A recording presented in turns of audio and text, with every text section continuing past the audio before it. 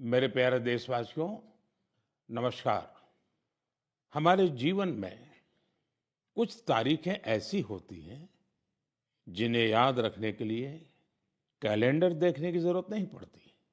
आज 26 जुलाई ऐसी ही एक तारीख है। आज कारगिल विजय दिवस है। ये दिन हमें गर्व से भर देता है।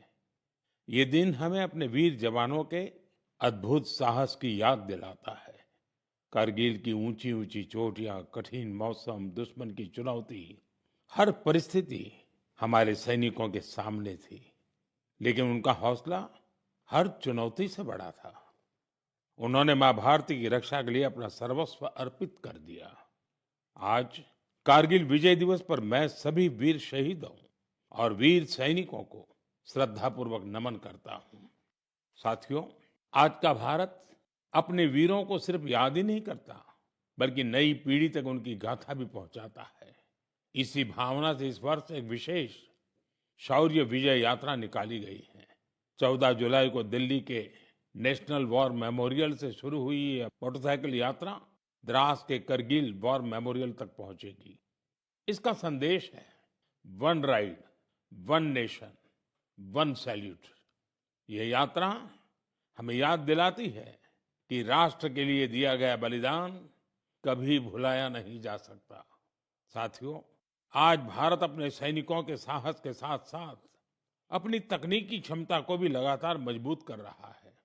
कुछ दिन पहले भारतीय नौसेना में आईएनएस महेंद्रगिरी शामिल किया गया। यह आधुनिक जंगी जहाज भारत में ही डिजाइन किया गया है, भारत में ही बना है। इसमें 75% से अधिक स्वदेशी सामग्री का उपयोग हुआ है। यह आत्मनिर्भर भारत की बढ़ती शक्ति का प्रतीक है।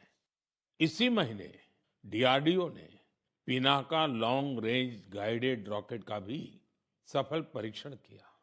इस सफलता के पीछे हमारे वैज्ञानिकों और इंजीनियरों का सामूहिक परिश्रम है। 2-3 दिन पूर्व ही डीआरडीओ ने कुशा मिसाइल का भी सफल परीक्षण किया है।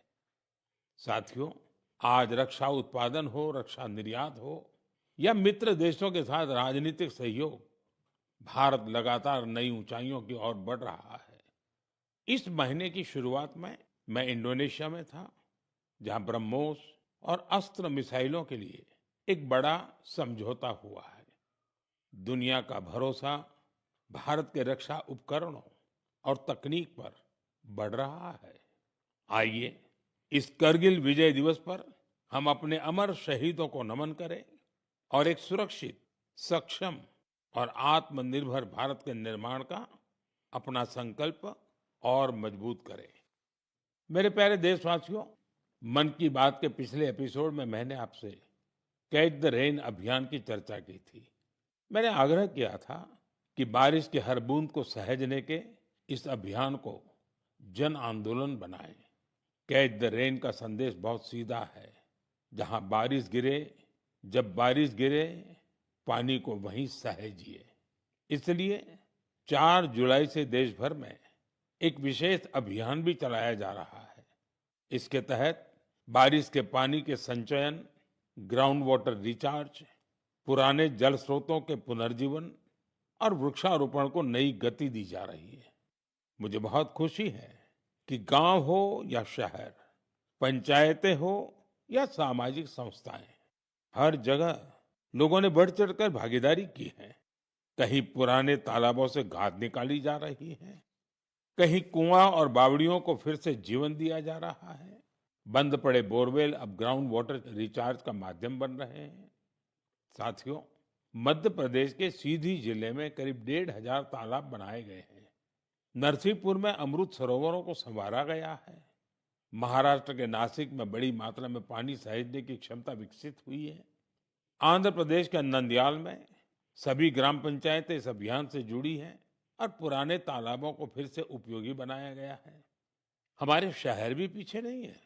छत्तीसगढ़ के कोरबा, उड़ीसा के भुवनेश्वर और आंध्र प्रदेश के विजयनगरम इस अभियान के उत्साहजनक परिणाम दिखाई दे रहे हैं। आइए हम भी अपने आसपास किसी एक तालाब, कुएं या बावड़ी की जिम्मेदारी लें, पानी की हर बूंद बचाएं। आज बचाई गई हर बूंद आने वाली पीढ़ियों के भविष्य की सबसे बड़ी पूंजी है। मेरे प्यारे देशवासियों, कुछ ही दिन पहले ग्लासगो में कॉमनवेल्थ गेम्स शुरू हुए हैं। हर देशवासी भारतीय दल को निरंतर अपनी शुभकामनाएं दे रहा है। उनकी कामना है कि सभी खिलाड़ी और एथलीट बेहतरीन प्रदर्शन करें और लोगों का दिल भी जीतें। साथियों, हमारे युवाओं ने हाल के दिनों में स्पोर्ट्स में कई शानदार उपलब्धियां हासिल की हैं। पीवी सिंधु बैडमिंटन में जापान ओपन का खिताब जीतने वाली पहली भारतीय बन गई हैं। उनकी इस उपलब्धि पर पूरे देश को गर्व है। भारतीय महिला क्रिकेट टीम ने भी लंदन में लॉर्ड्स स्टेडियम में अपना पहला टेस्ट मैच जीता है। यह एक ऐतिहासिक जीत है। हमारी टीम ने 270 रनों के बड़े अंतर से यह मुकाबला जीता। लेकिन बात सिर्फ इतनी सी नहीं है। लॉर्ड्स के लंबे इतिहास में यह महिलाओं की टीम का पहला टेस्ट मैच था। 1983 में इसी मैदान पर भारत ने अपना पहला क्रिकेट विश्व कप जीता था। अब हमारी नारी शक्ति ने यहाँ देश का नाम रोशन किया है। साथियों, कुछ छोटे प्रयास ऐसे भी होते हैं जो बहुत मायने रखते हैं। मुझे केरलम में एर्नाकुलम के साउथ चित्तूर में स्पोर्ट्स के ऐसे ही एक प्रयास के बारे में पता चला है। वहाँ के एक स्कूल में संस्कृत क्लब है। यहाँ के टीचर अभिलाष जी बड़े अनूठे तरीके से संस्कृत को लोकप्रिय बना रहे हैं। इस प्रोजेक्ट को अक्षर कंदुक नाम दिया गया है। इसमें संस्कृत के अक्षरों को फुटबॉल में इस्तेमाल होने वाले शब्दों से जोड़कर आसान तरीके से समझाया जाता है। इससे सीखने में आनंद मिलता है, साथ ही खेलों से लोगों का जुड़ाव भी बढ़ता है। मेरे प्यारे देशवासियों, पिछले रविवार विक्रम-1 इसके सफल लॉन्च से हर देशवासी गौरव से भरा हुआ है। हम सभी भारतीय स्पेस सेक्टर के इस ऐतिहासिक क्षण के साक्षी बने। ये प्राइवेट सेक्टर द्वारा विकसित भारत का पहला रॉकेट है। हमारे युवा इनोवेटर्स ने वो कर दिखाया जिसकी कल्पना तक मुश्किल थी। उन्होंने गजब की स्किल, पैशन और पेशेंस दिखाया। लंबे समय तक हमारा स्पेस सेक्टर निजी क्षेत्र के लिए बंद रहा था। इस सेक्टर में रुचि रखने वाले काफी युवाओं को अपनी प्रतिभा दिखाने का अवसर नहीं मिल पा रहा था। युवा हित को देखते हुए हमने स्पेस सेक्टर को प्राइवेट सेक्टर के लिए खोला। आज इसका परिणाम दुनिया देख रही है। साथियों, हमारे युवा साथी साइंस में भी भारत का मस्तक ऊंचा कर रहे हैं। साइंस ओलंपियाड्स दुनिया के सबसे महत्वपूर्ण कंपटीशन में से एक है। इनमें बड़ी संख्या में स्टूडेंट्स हिस्सा लेते हैं। इस महीने फिजिक्स, केमिस्ट्री, बायोलॉजी और मैथमेटिक्स के ओलंपियाड हुए। इन कॉम्पिटिशन्स में भारतीय दल का प्रदर्शन शानदार रहा।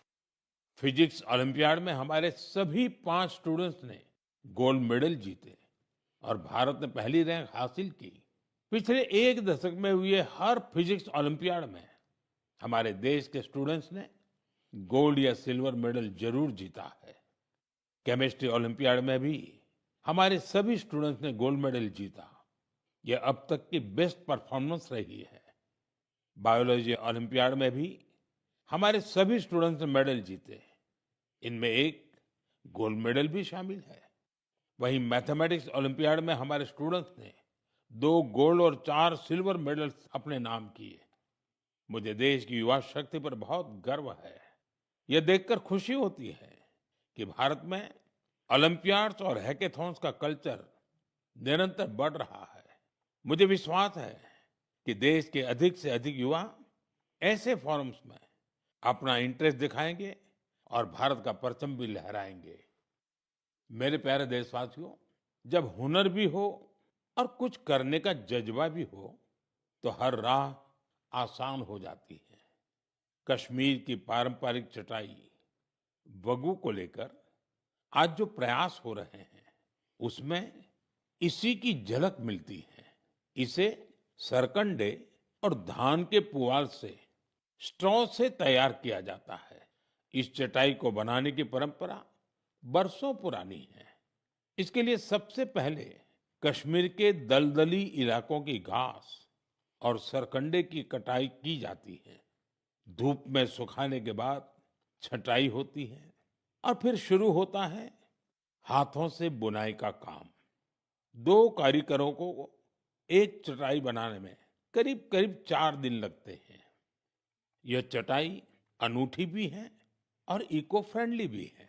एक बड़ी खासियत यह है कि आपको गर्मियों में इससे ठंडक मिलेगी और सर्दियों में गर्माहट। पहले यह कश्मीर के हर घर में दिखती थी, लेकिन पिछले कुछ वर्षों में इसका उपयोग कम होने लगा था। ऐसे में श्रीनगर के गुलाम हुसैन जी और उनकी बेटी तंजिला जी ने एक संकल्प लिया। दोनों वगु क्राफ्ट की परंपरा को एक नया जीवन देने में जुट गए। गुलाम हुसैन जी बहुत ही साधारण परिवार से आते हैं। उन्होंने इस काम में कई तरह की चुनौतियां भी आई, लेकिन वगु के संरक्षण का उनका संकल्प अडिग था। देखते ही देखते उनके इस प्रयास से बहुत सारे लोग जुड़ते चले गए। गुलाम हुसैन जी ने इस कौशल को खूब बढ़ाया। अपने मिशन में उन्हें स्थानीय स्तर पर सरकारी सहयोग भी मिला। आज तेजी से लोकप्रिय हो रहा वगु देश के अन्य हिस्सों में भी पहुंच रहा है। मुझे इस प्रयास से जुड़े सभी लोगों पर बहुत गर्व है। आज हम सभी का लोकल प्रोडक्ट्स पर जोर है।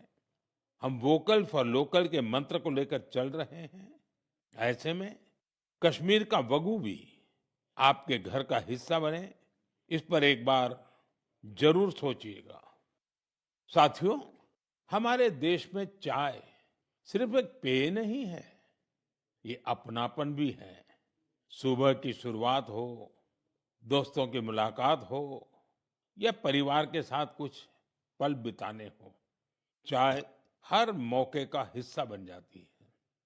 वैसे तो आप भी भलीभांति जानते हैं मेरा चाय से रिश्ता क्या है, लेकिन आज मैं जिस चाय की चर्चा कर रहा हूं, उसने सिर्फ स्वाद ही नहीं दिया, बल्कि अनेक बहनों के जीवन में आत्मनिर्भरता की नई खुशबू भी घोल दी है।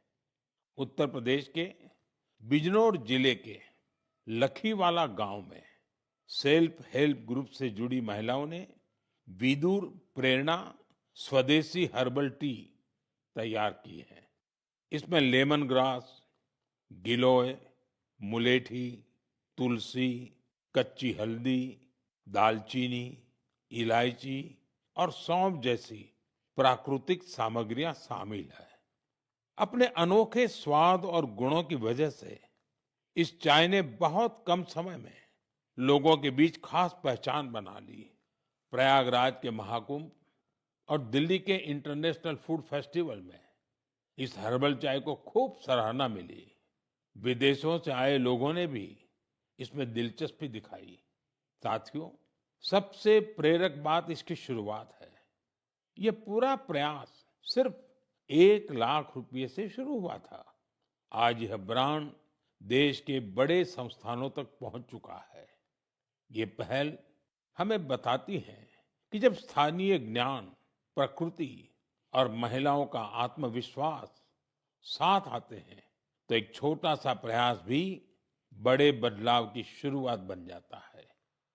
मेरे प्यारे देशवासियों, आज देश भर में एक पेड़ मां के नाम अभियान के माध्यम से लोग प्रकृति के प्रति अपना दायित्व निभा रहे हैं। जब समाज इस भावना से जुड़ता है, तो बहुत सुंदर और प्रेरक उदाहरण सामने आते हैं। साथियों, अहमदाबाद में जन भागीदारी की अद्भुत शक्ति दिखाई दी है। भाड़ज क्षेत्र में 1 घंटे के भीतर 3.5 लाख से अधिक पौधे रोपे गए। इसमें 25,000 से अधिक लोग जुटे। स्कूली बच्चे, एनसीसी कैडेट्स, स्वयंसेवक और आम नागरिक, सभी ने इस अभियान में हिस्सा लिया। आने वाले वर्षों में यही पौधे एक घने शहरी वन का रूप लेंगे। इस प्रयास को Guinness book of world record में दर्ज किया गया है। साथियों, एक पेड़ मां के नाम अभियान के तहत यूपी में भी जन शक्ति का अद्भुत संकल्प देखने को मिला है। वहां एक ही दिन में 12 जुलाई को 35 करोड़ से अधिक पौधे लगाए गए हैं। यूपी का सांसद होने के नाते मेरे लिए ये भी विशेष गर्व की बात है। मेरे प्यारे देशवासियों, पेड़ केवल मनुष्यों के लिए नहीं होते, वे अनगिनत जीवों के घर भी होते हैं। गुजरात के गीर के जंगलों में करीब 60 वर्षों बाद इंडियन ग्रे हॉर्नबिल फिर से बसेरा बना रहा है। ये गीर में बरसों से हो रहे संरक्षण और पुनर्स्थापन के प्रयासों का परिणाम है। हॉर्नबिल को जंगलों का किसान कहा जाता है। ये फल खाते हैं और बीजों को दूर दूर तक पहुंचाते हैं। उन्हीं बीजों से जंगल में नए पेड़ उगते हैं। इस तरह एक पक्षी जंगल को फिर से हरा भरा बनाने में मदद करता है। मैं आप सभी से कहूंगा, हम सभी अपने जीवन के किसी विशेष अवसर को प्रकृति से जरूर जोड़ें। एक पेड़ मां के नाम लगाएं। आज का लगाया एक छोटा सा पौधा आने वाली पीढ़ियों के लिए हरियाली, स्वच्छ हवा और सुंदर भविष्य की विरासत बन सकता है। मेरे प्यारे देशवासियों, हम सभी जानते हैं कि आज प्लास्टिक प्रदूषण पूरी दुनिया के पर्यावरण के लिए बड़ी चुनौती बना हुआ है। सिंगल यूज प्लास्टिक का कचरा कई वर्षों तक प्रकृति को नुकसान पहुंचाता रहता है। इसलिए प्लास्टिक का सही निस्तारण बहुत जरूरी है। साथियों, बिहार के सीतामढ़ी में वेस्ट टू वेल्थ का शानदार उदाहरण सामने आया है। यहाँ कचरे की रिसाइकलिंग कर उससे आकर्षक बेंच बनाई जा रही है।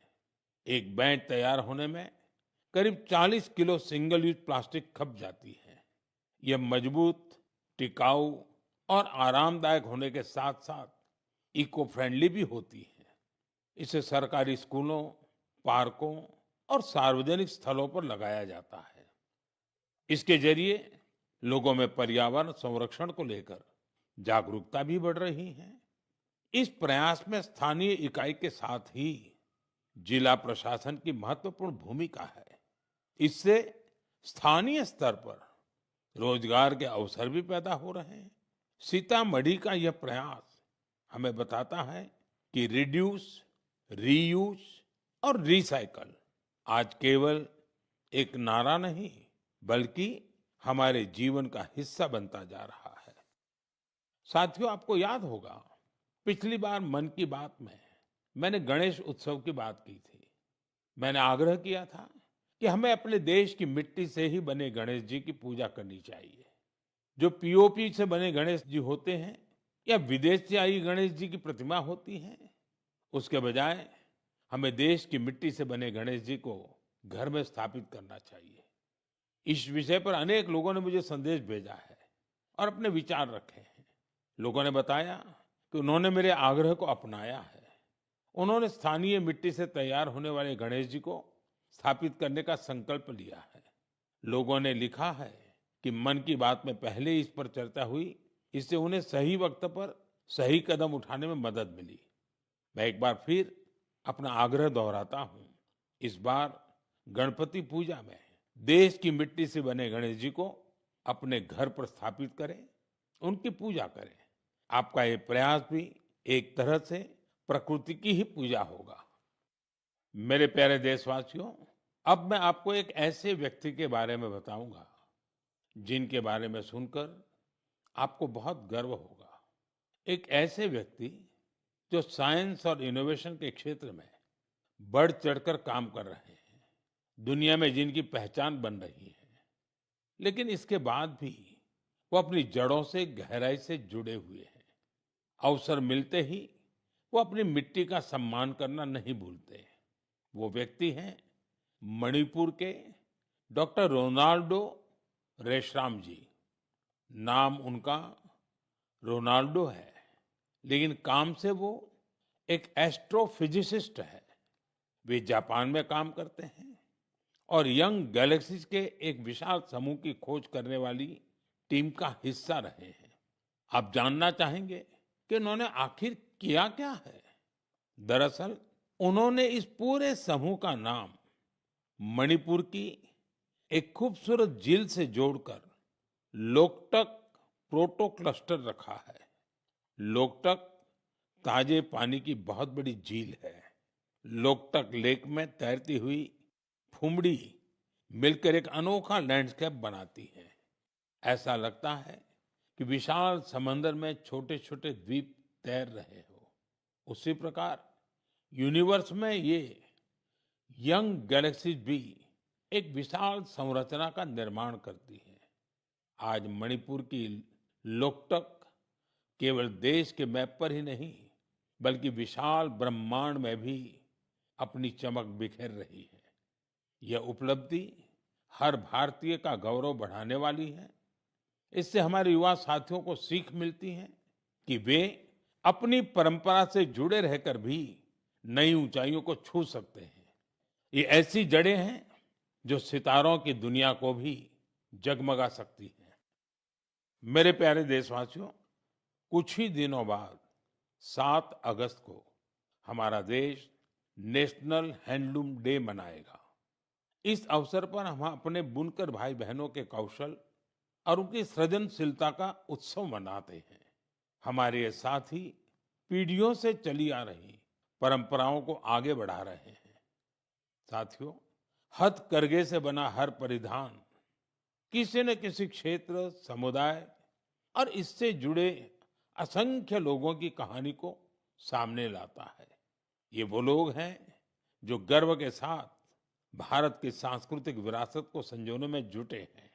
आज के दिन मेरा आग्रह है कि हम हस्तकला को प्रोत्साहित कर अपने बुनकर साथियों का सम्मान करें।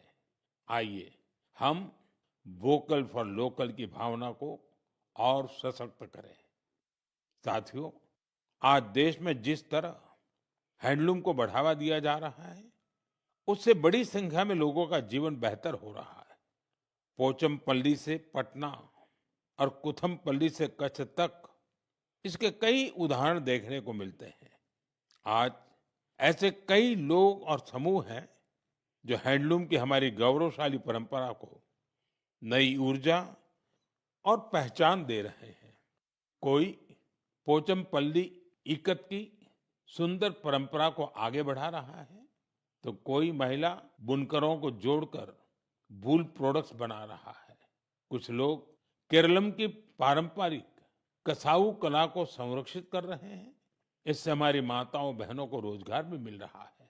साथियों, एक और विषय जिसका मैं विशेष रूप से उल्लेख करना चाहूंगा वह है खादी। हम सभी जानते हैं कि खादी महात्मा गांधी को बहुत प्रिय थी। बीते कुछ वर्षों में खादी काफी लोकप्रिय हुई है। पिछले 12 वर्षों में इसकी बिक्री 6 गुना बढ़ी है। बिक्री का यह आंकड़ा अब 8,000 करोड़ रुपए के करीब पहुंच चुका है। मेरा आप सभी से आग्रह है कि आने वाले त्योहार में खादी का कोई न कोई, हैंडलूम का कोई न कोई, हैंडीक्राफ्ट का कोई न कोई प्रोडक्ट जरूर खरीदें।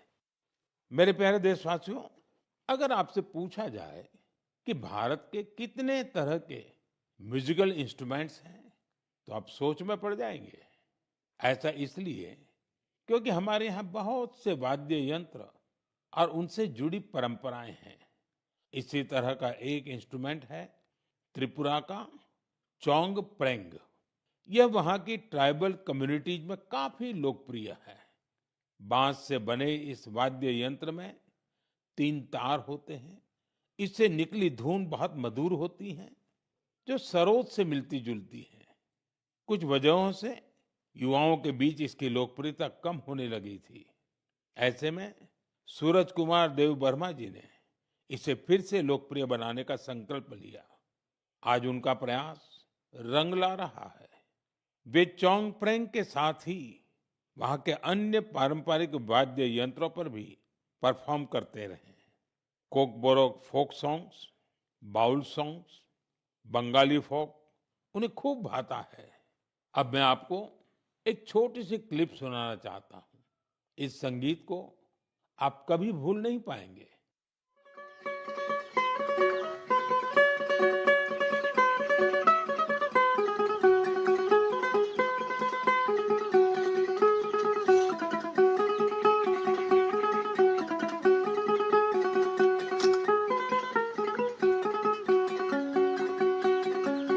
जादू हनुमानले बोकी सनीले हानि सका नफाली तोला। साथियों, मुझे विश्वास है इसे सुनकर आपके मन को बहुत अच्छा लगा होगा। मुझे देव वर्मा जी पर बहुत गर्व है। पारंपरिक संगीत को लोकप्रिय बनाने का उनका प्रयास बहुत ही सराहनीय है। मेरा आग्रह है कि आप भी अपने आसपास के पारंपरिक वाद्य यंत्र की जानकारी सोशल मीडिया पर जरूर शेयर करें। आपकी यह कोशिश दूसरों को भी पारंपरिक भारतीय संगीत से जरूर जोड़ेगी। मेरे प्यारे देशवासियों, कल 27 जुलाई को भारत रत्न डॉक्टर एपीजे अब्दुल कलाम जी की पुण्यतिथि है। डॉक्टर कलाम के व्यक्तित्व में कई प्रेरक रूप थे, लेकिन उनके हृदय के सबसे करीब एक शिक्षक की भूमिका थी। वे बच्चों और युवाओं को बड़े सपने देखने के लिए प्रेरित करते थे। संयोग से इसी हफ्ते हम गुरु पूर्णिमा का पावन पर्व मनाएंगे। हमारे माता पिता हमारे पहले गुरु होते हैं। स्कूल के शिक्षक हमें अक्षर ज्ञान देते हैं। गुरु पूर्णिमा ऐसे सभी गुरुओं के प्रति कृतज्ञता जताने का अवसर है। मैं देश के सभी शिक्षकों और गुरुजनों को श्रद्धापूर्वक प्रणाम करता हूँ। साथियों, कुछ ही सप्ताह बाद हम अपनी स्वतंत्रता का महापर्व भी मनाएंगे। 15 अगस्त हर भारतीय के लिए गर्व का दिन है। ये उन असंख्य वीरों को याद करने का दिन है जिन्होंने भारत माता की स्वतंत्रता के लिए अपना सब कुछ समर्पित कर दिया। उनके त्याग और तपस्या की वजह से आज हमारे हाथ में तिरंगा है। इस तिरंगे में हमारे संविधान के आदर्श हैं। साथियों, पिछले कुछ वर्षों में हर घर तिरंगा अभियान ने पूरे देश को एक अद्भुत भावना से जोड़ा है। हर घर, हर गली में तिरंगे का उत्सव दिखाई देता है। इस वर्ष भी हमें हर घर तिरंगा अभियान को पूरे उत्साह के साथ आगे बढ़ाना है। अपने घर पर पूरे सम्मान के साथ तिरंगा फहराना है। साथियों, हर वर्ष 15 अगस्त से पहले आप मुझे बहुत से विचार और सुझाव भेजते हैं। इस वर्ष भी आप अपने विचार माईगोव पर जरूर साझा कीजिए। मुझे आपके सुझावों का इंतजार है। साथियों, मन की बात में आज इतना ही। अगले महीने हम फिर मिलेंगे देशवासियों की अनेक नई उपलब्धियां और प्रेरक प्रयासों के साथ। तब तक के लिए मुझे अनुमति दीजिए। बहुत बहुत धन्यवाद।